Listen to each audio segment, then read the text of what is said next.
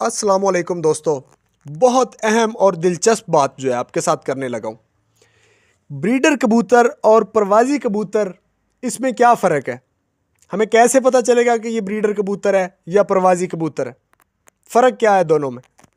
बहुत से सादा कराम का कहना ये होता है कि हम कबूतर को पहले उड़ाते हैं, उसके बाद उसका रिज़ल्ट देखते हैं। अगर वो अच्छी परवाज़ देता है तो उसके बाद हम उसको जोड़े में लगा देते हैं, और यही बातें सीखने के लिए हम उस्तादों के साथ कई साल गुजार देते हैं।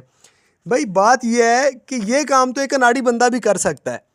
आपने कबूतर को उड़ाया, अगर उसने अच्छा रिजल्ट दिया, शाम को 6-7 बजे बैठ रहा है तो बस ठीक है, आपने उसको जोड़े में लगा दिया। इसमें उस्ताद की महारत तो कहीं पे नहीं है ना। सबसे पहली बात तो ये है कि उस्ताद की महारत तो यहाँ पे कहीं पे भी नहीं है। कबूतर ने अच्छी परवाज़ दी, आपने उसको जोड़े में लगा दिया। आप किसी के यहाँ जाते हैं कबूतर का शौक़ करने, आप कबूतर को पकड़ के देखेंगे अच्छा और बुरा पहचान करने के लिए। आप उसको उड़ा तो नहीं देंगे ना कि वो शाम को अगर बैठेगा तो वो अच्छा कबूतर है। आपको कबूतर देख के ही उसकी पहचान करनी है। सबसे पहली बात, आपको कबूतर की पहचान करनी आनी चाहिए। अच्छे और बुरे कबूतर की पहचान करना बहुत ज़रूरी है। अगर आपको पता है तो बहुत अच्छी बात, अगर आपको नहीं पता तो आप सीखें, यूट्यूब से सीखें, किसी उस्ताद से सीखें।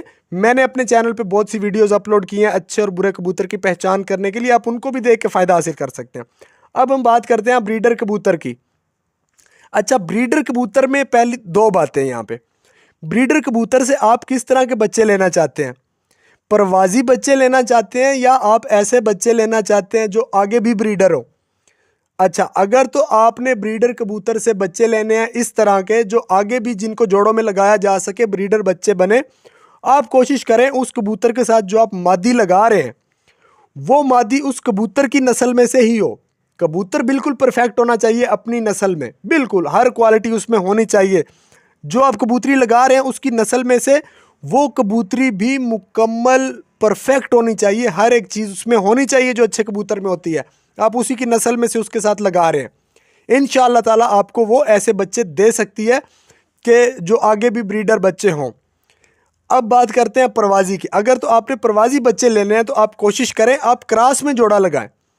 आप जिस नस्ल का कबूतर है उसके साथ क्रॉस में दूसरी नस्ल की जो है कबूतरी लगाएं, लेकिन मादी जो है वो बिल्कुल परफेक्ट होनी चाहिए, उसमें कोई कमी नहीं होनी चाहिए।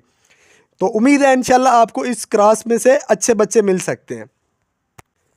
एक बात आपको मैं और बता दूं दोस्तों, ज़रूरी नहीं है कि हर चैम्पियन बच्चा जो है वो हर जो चैम्पियन कबूतर है वो चैम्पियन बच्चे पैदा करे, या हर ब्रीडर कबूतर जो है वो ब्रीडर बच्चे ही पैदा करे। यहाँ पे बात बड़ी गहराई वाली है। आपने जोड़ा लगाया ब्रीडर बच्चों के लिए, ठीक है, तो आपने ये देखना है कि ये बच्चे जो आगे ब्रीडर बने हैं वो किसकी वजह से बने हैं। वो मादी की वजह से ज़्यादा बने हैं वो बच्चे, उनका ज़्यादा खिंचाव मादी की तरफ है या नर की तरफ है? अगर तो मादी की तरफ है तो आपको ये समझ जाना चाहिए कि ये कमाल मादी का है, ठीक है। आप उस मादी को मज़ीद उस जो नस्ल है उसके किसी दूसरे नर के साथ लगा सकते हैं। अगर आप परवाज़ी बच्चे ले रहे हैं, क्रॉस में डाला है, क्रॉस में तो आपको वाज़ह पता चल जाएगा कि ये जो बच्चे परवाज़ दे रहे हैं, बच्चे ने परवाज़ दी, आपको सोचना है कि ये बच्चा मादी की तरफ ज़्यादा खिंचा हुआ है या नर की तरफ। वो अगर जो बच्चा है वो नर की तरफ ज़्यादा खिंचा हुआ है और परवाज़ दे रहा है तो आपको ये समझ लेना चाहिए कि ये बच्चा नर की वजह से परवाज़ दे रहा है। आप उसके साथ अगर तो जोड़ा ठीक कामयाब चल रहा है तो ठीक है, वरना आप उसके साथ चेंज भी कर सकते हैं और आपको इस बात की तसल्ली हो जाएगी कि नर की वजह से ये परवाज़ दे रहा है। और उड़ने के लिए परवाज़ी कबूतरों के लिए जो सबसे पहली ख़ास बात जो अहम किरदार अदा करती है वो कबूतर का पर है। आप जो जोड़ा लगा रहे हैं आपने उसके पर को लाजमी फोकस आपने उस पर करना है कि उसमें उसके पर में कोई कमी ना हो। जो अच्छे कबूतर का जिस तरह से पर होना चाहिए, अच्छा और शानदार पर, उसका पर इस तरह से बिल्कुल मुकम्मल हो।